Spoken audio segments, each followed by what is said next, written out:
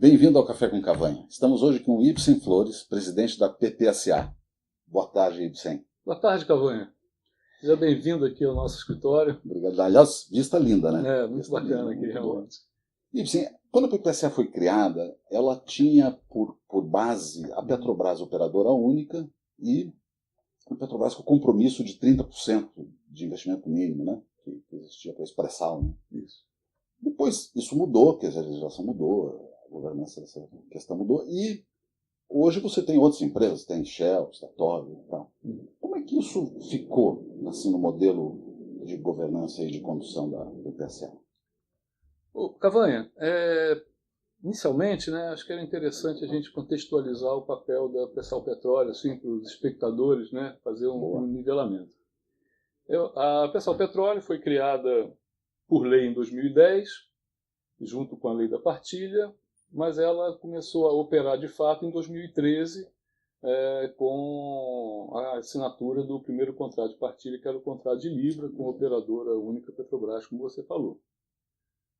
Nesse contexto, ela foi criada para ter três atribuições principais. A primeira, a gestão dos contratos de partilha em nome da União. A segunda é representar a União nos acordos de individualização em áreas não contratadas, naquela área do pré-sal designada polígono do pré-sal. E a terceira, é uma consequência daquelas duas primeiras, era gerir os contratos de comercialização de petróleo, fruto, né, esse petróleo da União, a parcela da União, fruto da produção dos projetos de partilha e, eventualmente, daqueles acordos de unitização quando eles resultassem em produção. Então, esse é o contexto completo da Pressal Petróleo.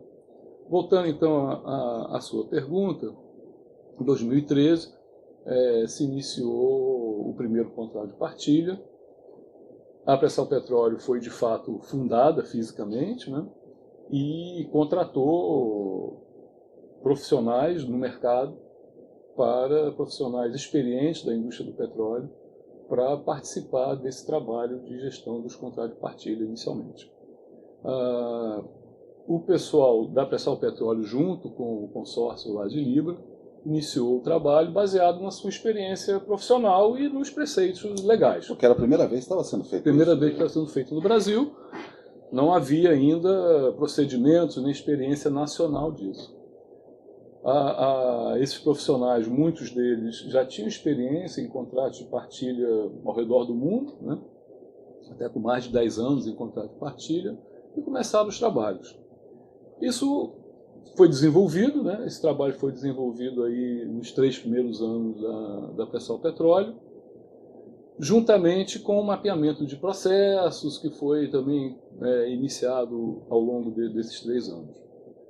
No 4º ano, né, o último ano de trabalho, nós iniciamos uma nova fase. Já tínhamos previsão de novos contratos de partilha, né, que se confirmou agora no final do ano passado, com a assinatura dos novos contratos, dos 6 novos contratos. Então, a gente iniciou uma nova fase de preparação para essa nova fase. Então, se fez, a partir desse mapeamento de processos, uma avaliação crítica do trabalho que foi feito nos 3 primeiros anos.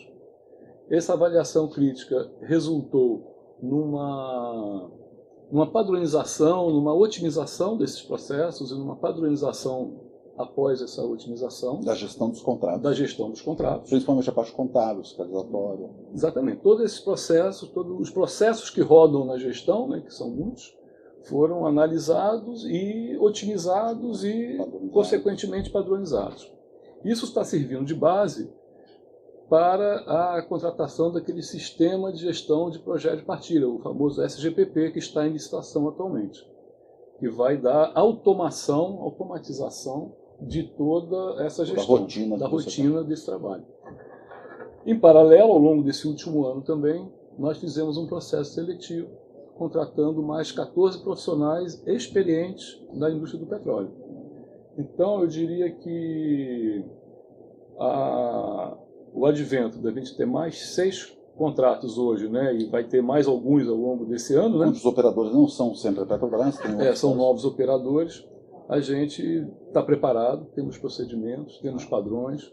Já iniciamos, né, logo após a assinatura dos contratos em janeiro, o trabalho de gestão desses contratos. Já iniciamos os comitês operacionais, né, em reuniões já começou os trabalhos. Então, o fato de a gente ter novos operadores, eu acho que vai enriquecer esse processo de padronização. Ele prevê uma avaliação crítica anual desse processo. Então, ao final desse ano, nós devemos fazer essa avaliação crítica e otimizar de novo esses processos, e esse processo de melhoria contínua vai se estabelecer. Vocês estão falando importante, quer dizer, com profissionais que teriam vivido fora do Brasil e tal, nessas outras. Quer dizer, há um paralelo no mundo de coisas parecidas com a PSA, empresas de Estado, que você tem notícia disso? Existe. Em geral, nos países onde tem contrato de partilha, o que ocorre na prática é que a empresa estatal de petróleo daquele país faz os dois papéis. Então é como se a Petrobras fizesse esse papel, né, digamos, em Angola, na Nigéria, no México, etc. Existe também uma empresa na Noruega, né, que é a Petoro, que não é contrato de partilha, mas ela faz a gestão para o governo dos assets, né, dos ativos do governo nas empresas, nos projetos de petróleo. Representa os interesses do governo como representa os interesses do governo, então, mas são em concessão.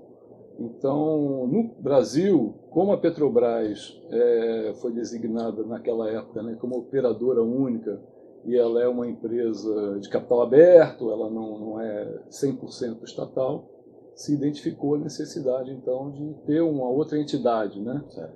Que então foi modelado esse modelo aí da PPSA. Mas como você falou, a experiência toda vai fazer com que a PPSA consiga se adaptar a essa nova situação de operadores diferentes da Petrobras. Ela está totalmente adaptada, porque os contratos são padronizados, né? Então há que os consórcios então estão trabalhando em sintonia com os procedimentos que foram estabelecidos na Pressal Petróleo. Deixa eu trocar de assunto com você. Claro. Quer dizer, você começa agora a comercialização de óleo. Sim, já começamos. Da parcela Brasil, da parcela União, né? Da parcela da União, claro. E os outros, cada um que produz a sua parte. Produz a sua parte. Né? Eu não me recordo no mundo de ter visto assim, esse modelo de bolsa, licitação, ponto a ponto, desse volume.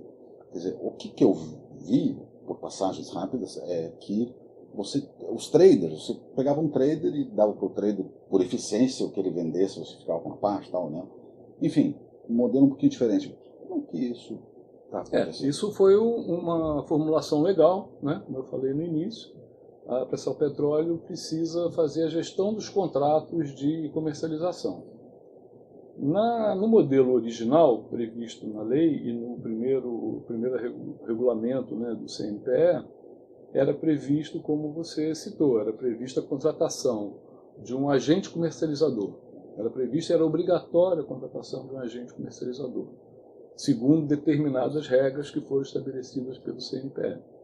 Esse modelo, ele foi tentado, a implantação dele, mas no Brasil não foi encontrado uma empresa, fosse ela operadora de petróleo, né, ou produtora de petróleo no Brasil, fosse ela uma empresa trader, uma comercializadora pura, interessada em participar desse. Nós abrimos uma licitação e procuramos, né, o primeiro contato com as empresas.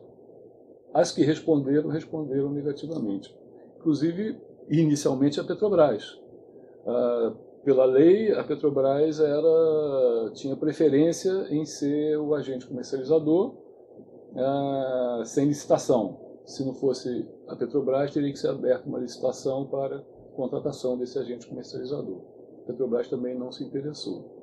Isso nos obrigou, né, a fazer uma mudança legislativa de forma a permitir que a Pressal Petróleo pudesse comercializar o petróleo diretamente e não com um intermediário agente comercializador. Então assim foi feito. No final do ano essa medida provisória foi promulgada e está agora no processo de transformação em lei, né? Então, mas a própria medida provisória já preconizava ser feito um leilão, então preferencialmente por leilão. Então a estratégia adotada foi o seguinte: nós tínhamos cargas para serem comercializadas no primeiro semestre. Essas cargas do primeiro semestre a gente não teria prazo hábil para fazer o leilão, né? Então adotamos a estratégia de fazer uma comercialização direta, uma venda por spot. Então essa primeira venda que foi feita, que foi anunciada já na imprensa, ela foi feita assim por spot. As outras então, as próximas? Então a primeira e uma segunda venda nós faremos ainda por spot. A carga individual, né? Em paralelo, nós já contratamos a B3, porque nós temos essa necessidade de fazer o leilão, né, preferencialmente. Então, para fazer o leilão, nós contratamos a B3 e estamos num processo de organização desse leilão, que deve ser no início do segundo semestre, para vender a produção de um ano dos campos que estão nesse regime, né, que seria o caso do Imero, né, Sapinhoá, que já tem um contrato de partilha, e o acordo de individualização de Lula, que também já vai ter produção a partir do final desse ano, para a União. Como terceira estratégia agora de longuíssimo prazo, está sendo feita também uma licitação internacional para a contratação do agente comercializador, agora em bases diferentes daquela inicial, que vão ser estabelecidas pelo CNTE. Ter atratividade. Para ter uma atratividade maior. O leilão já vai ter bastante atratividade, porque no leilão as empresas que tenham a logística, né, muitas empresas que têm a logística adequada, vão se interessar. Né? Esse óleo é pego onde, entregue onde? O óleo é pego no FPSO. Okay.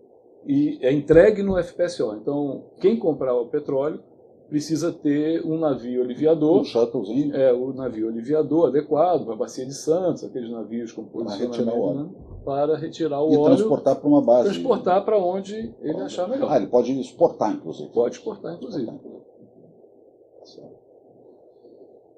Deixa eu tocar outro assunto que Sim. sou bastante curioso. Nas conversas a gente tem visto que é um assunto assim, bastante chamativo, que é a questão da unitização. Unitização.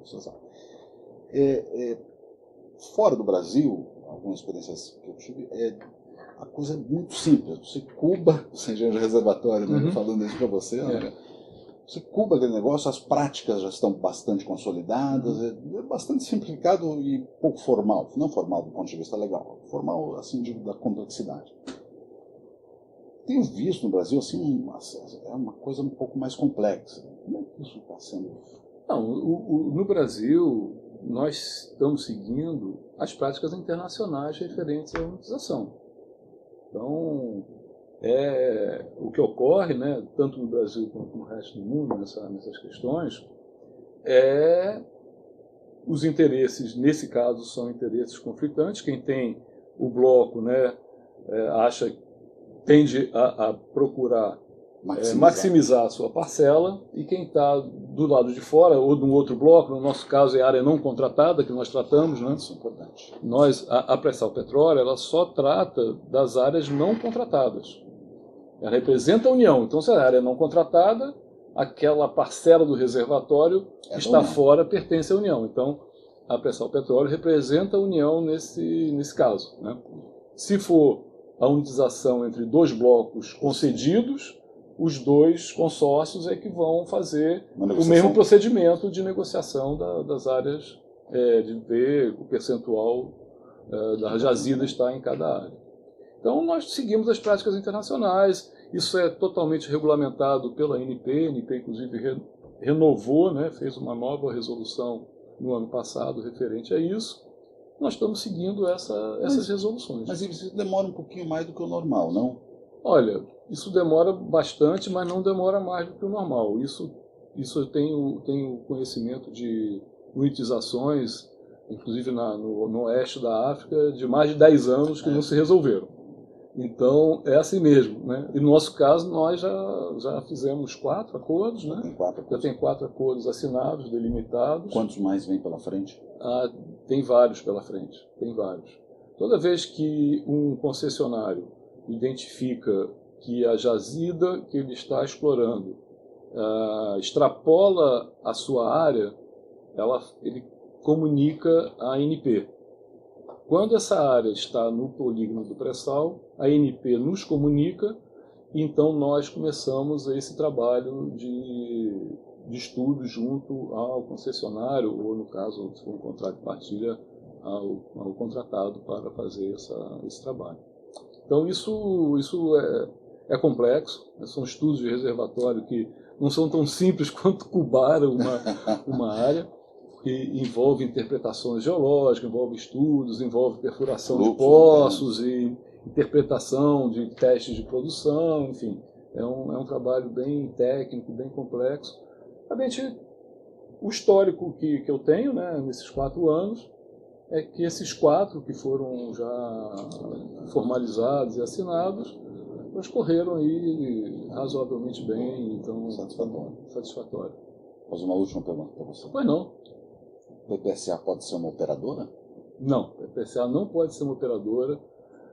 Por lei, a PPSA não pode operar.